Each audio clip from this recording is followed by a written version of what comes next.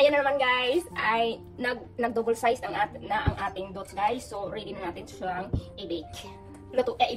Pwede na siya parang ready na siyang i-lutuin. Diba? Ayan. So, malaki na siya, double na siya. Ayan. So, i-bake na natin siya. So, may kwan tayo dito guys, yung bread, yung lagay natin dito. Para since ready na so, ilagay na natin. Since wala akong paghiwa guys, gamitin ko yung pangkuan na slice ng cake.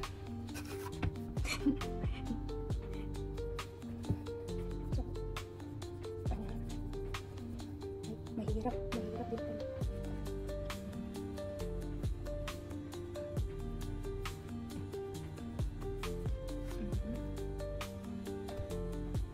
Tatlong hiwa.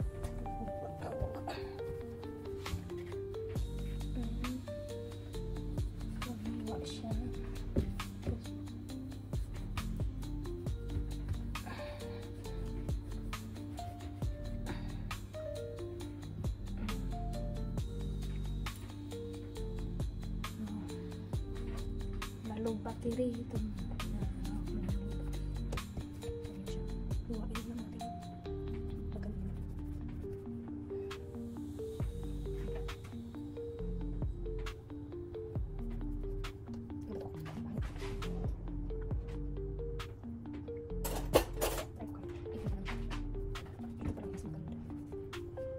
Sekarang tengok ni Raya tu video tu ni. Sekarang tengok ni. Surat yang hobi make video.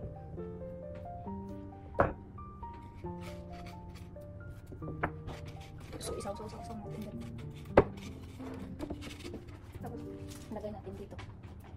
Ilagay natin i-roll lang natin tapos lagay natin dito. So guys, ganyan lang yung gawin.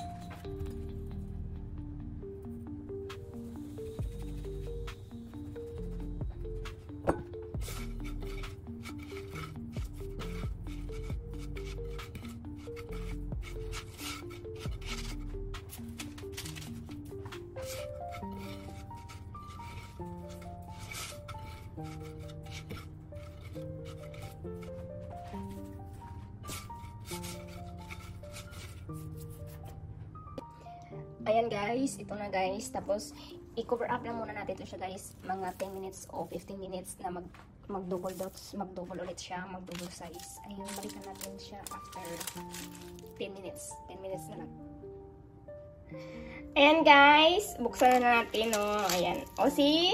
Ayan, diba guys, malaki na siya. Nag-double size na siya. Ayan, ready na natin to siya ilagay sa oven guys. Ayan, ilagay na natin. Ayan guys, napasok na natin siya. So, wait natin until 25 minutes. Balikan kita. Bye. Ayan guys, i-check na natin. No, i-check na natin ang ating pandesal. Ayan, I think guys, is ready na siya. Ayan. Ayan guys, nilabas na natin sa oven guys. So, ito na guys. Ayan, marami akong kinalmot ng pusa. Ayan. Size. Okay guys, so luto na to siya. Tingnan natin. I-try natin kung kung ready na siyang kainin.